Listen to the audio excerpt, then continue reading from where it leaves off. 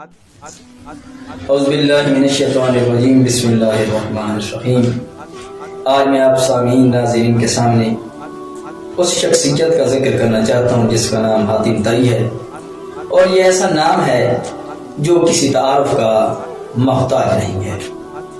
تو واقعہ کچھ اس طرح ہے کہ حاتم طائی کے زمانے میں بادشاہ وقت نے سوچا کہ سخاوت میں بھی بہت زیادہ کرتا ہوں، لیکن میری سخاوت کے باوجود شہرت حاتم کی زیادہ ہو رہی ہے۔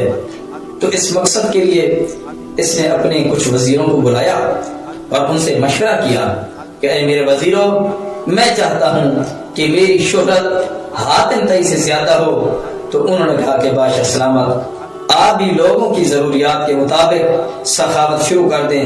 تو بادشاہ نے اس زمانے کی ضروریات کے مطابق، کسی کو گندم کی ضرورت تھی تو اسے گندم پیش کر دی، کسی کو جو کی ضرورت تھی تو جو کی ضرورت پوری کر دی، کوئی لباس کا ضرورت مند تھا تو اسے لباس عطا کیا۔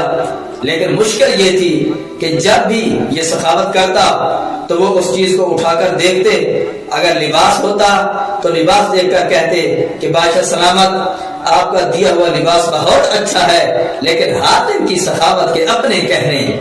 تو بادشاہ سلامت اور جھلس جاتا کہ میری سخاوت کے باوجود بھی سارا کریڈٹ، ساری شہرت حاتم طائی کو مل رہی ہے۔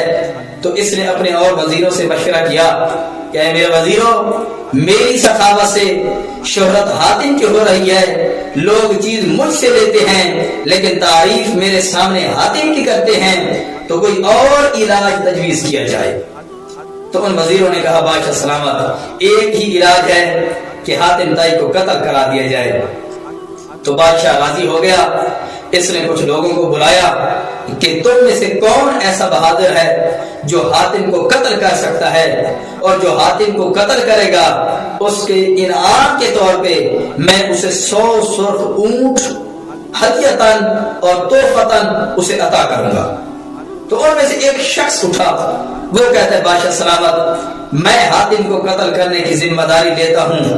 تو یہ شخص بہترین قسم کے گھوڑے پہ سوار ہوا اور بادشاہ سلامت سے روانہ ہوا، اور یہ چلتا چلتا جب اس بستی میں پہنچا جس بستی میں حاتم طائی رہتا تھا، تو اس شخص کو معلوم نہیں تھا کہ اس بستی میں حاتم طائی رہتا ہے۔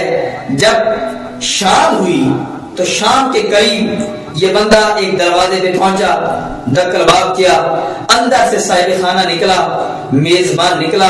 وہ اسے دیکھ کے کہتا ہے کہ میں نے محسوس کیا ہے کہ آپ مسافر ہیں، آپ تھکے ہوئے ہیں، آپ یہاں استراحت کرنا چاہتے ہیں، آرام کرنا چاہتے ہیں، اگر آپ نے رات گزارنی ہو تو میں آپ کو اپنے گھر دعوت دیتا ہوں۔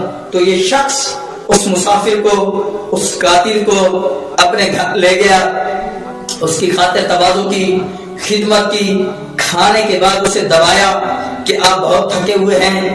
جب وہ سو گیا تو صبح اس کے لیے بہترین قسم کے ناشتے کا انتظام کیا، اور ناشتے کے بعد بہترین قسم کا گھوڑا اسے اس لیے دیا کہ چونکہ آپ کا گھوڑا تھکا ہوا ہے اور میں چاہتا ہوں کہ آپ میرا گھوڑا لے جائیں۔ بہترین قسم کی تلوار دی، قیمتی۔ تو اس شخص نے کہا کہ آپ بہترین قسم کے میزبان ہیں، تو آپ کا نام کیا ہے؟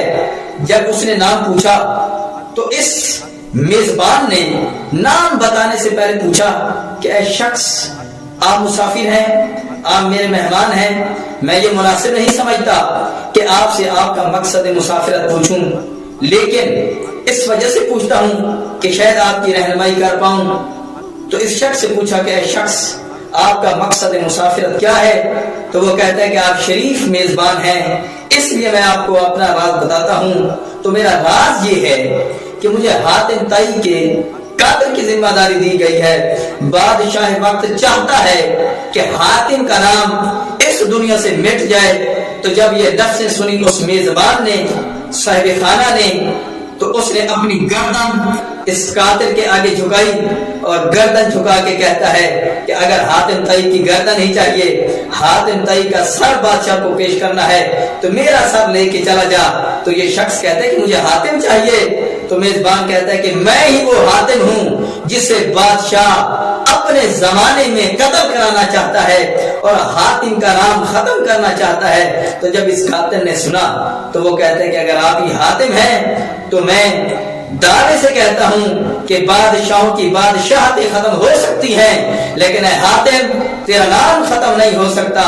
یہ قاتل حاتم طائی سے رخصت ہوا، بادشاہ کے پاس پہنچا اور بادشاہ سے کہتا ہے کہ بادشاہ سلامت، آپ نے جس بندے کے قتل کی ذمہ داری مجھے سونپی تھی، میں نے اسے اس قدر بہترین، شفیق اور سخی اور کریم پایا ہے کہ پوری دنیا کے بادشاہوں کے نام مٹ سکتے ہیں لیکن حاتم طائی کا نام نہیں مٹ سکتا۔ تو میں بھی خواہش کرتا ہوں کہ ہمیں بھی ایسے کام کرنے چاہیے کہ ہم اس دنیا میں رہیں یا نہ رہیں، لیکن ہماری ایسی اچھی عادات، ایسی اچھی خصلات ہوں کہ دنیا ہمیں بھول جائے لیکن ہماری یادیں زندہ رہنی چاہیے۔ وما علینا الا